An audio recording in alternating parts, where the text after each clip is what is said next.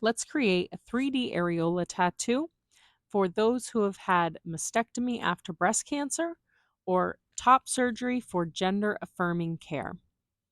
This is a paramedical or 3D realism tattoo that's going to replicate the natural bodily anatomy for clients that may have scars or fully removed breast or chest tissue. This is one of my favorite techniques to offer because it truly is empowering for clients to be able to look in the mirror and see beyond the scars and truly just be able to see their own beautiful body once again after years of treatments and uncertainty, especially if they've had breast cancer with chemo, radiation, and concerns about loss of life. I'm going to begin this tattoo by defining the nipple and using the remaining pigment in the cartridge just to begin shading the nipple because we're going to get there eventually, but I want to use the remaining pigment rather than waste it. Now I'm going to switch from a 3-round liner needle to a 9-round magnum needle. I don't usually use this type of needle configuration on clients because it is a lot tighter than a 13 or 15 curve magnum, but I like it on this real skin latex practice pad because it truly does help me pack in the color a bit faster than that larger needle configuration that's more gentle on the client's scarred skin. I'm using Power Through Peach by Permablend for the areola color, which is going to be lighter than the nipple color that we've used to design already. And you'll notice that I'm just working in slow circles to create the soft texture of the areola on the latex pad or on the client's skin. You'll also notice that I'm focusing the majority of my shading towards the bottom of that nipple area. And this is because if the nipple is truly sticking up and out, it's going to be obstructing the light that is being cast, usually from the ceiling or high up on a lamp in the room. Now, this is a key point of the 3D areola tattoo because without this, it can make the tissue look flat on the client's skin. You'll also notice that I'm leaving some areas very patchy and open on the latex practice pad. That is because you don't want to fill in a solid circle. You want to start using some of these bare areas as the future wrinkles and areola and Montgomery glands that is going to build and add texture to create the actual look of skin rather than just a flat circle on the client.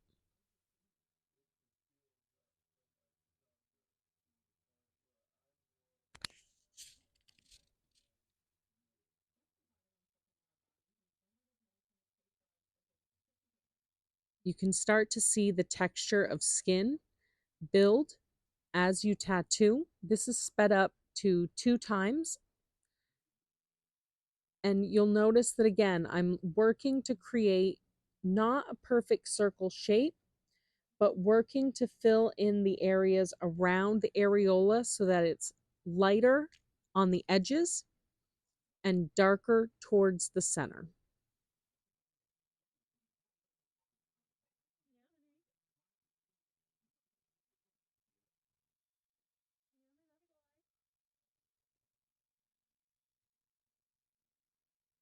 Now I'm going to go back in and really define that shadow beneath the nipple. That's what's going to make this tissue truly look 3-dimensional compared to just being flat on the surface of the skin.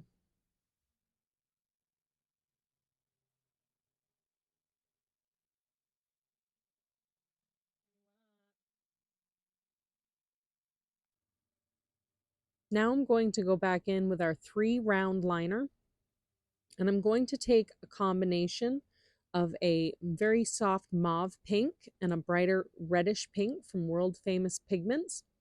And I'm going to begin shading and defining the shadow towards the bottom of the nipple and also filling in the lighter areas of the nipple so that it truly looks like the tissue is sticking up and out. because I can also add in some white to recreate the highlight towards the end, but I want to truly make it look like the nipple blends with the tissue surrounding rather than still being yellow from that latex practice pad that you see behind.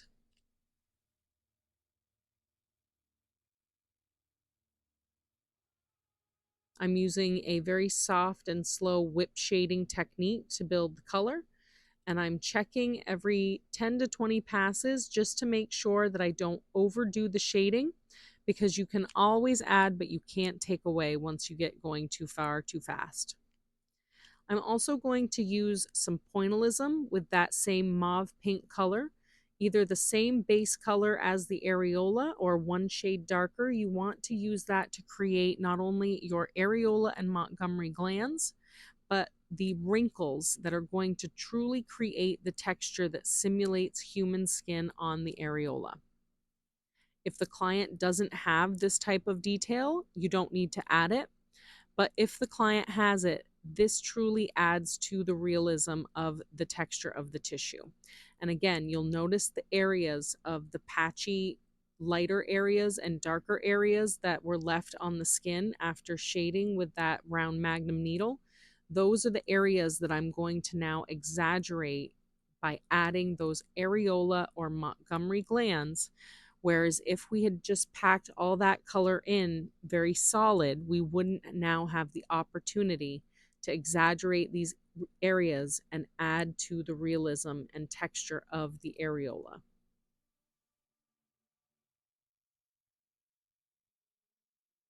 Most areola and Montgomery glands are towards the outside of the areola tissue, but sometimes they're in close towards or on the nipple tissue.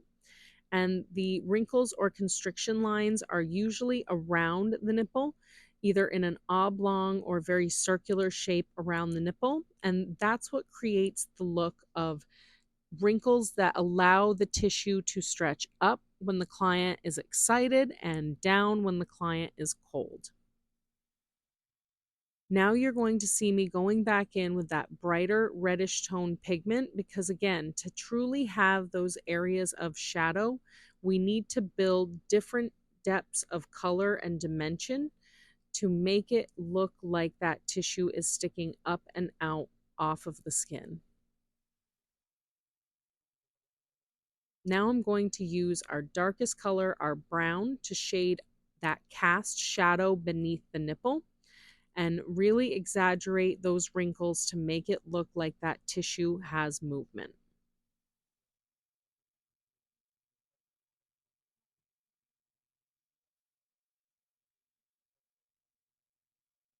This is where you really have to be careful not to overdo your shading or to choose a color that is too dark, because this is what can take your nipple and areola from looking super realistic to just looking like kind of a big blob. The very last step to any 3D realism tattoo is going to be to add the white pigment. I'm using that pointillism technique again to highlight above the shadow that we've created for those areola and Montgomery glands, and also to highlight around a few of those constriction wrinkles to make it look like there's movement and they're catching the light. I also want to shade into the center of the nipple, remembering that my light source in most rooms are going to be from the ceiling or high up in a lamp on the room. So I want to focus my white highlight towards the top center of that nipple, but I also need that cast highlight reflection to show that that nipple is truly round, just like you would when you are creating a sphere. I'm going to do a video on how to create that spherical shape, so make sure you subscribe and follow along, not only on my PMU Goo YouTube and TikTok page, where we go live every single day and create a 3D areola tattoo together. And there you have it, guys. This is our 3D areola tattoo for a Fitzpatrick 1 through 3. Can't wait to see what you think. Follow along for more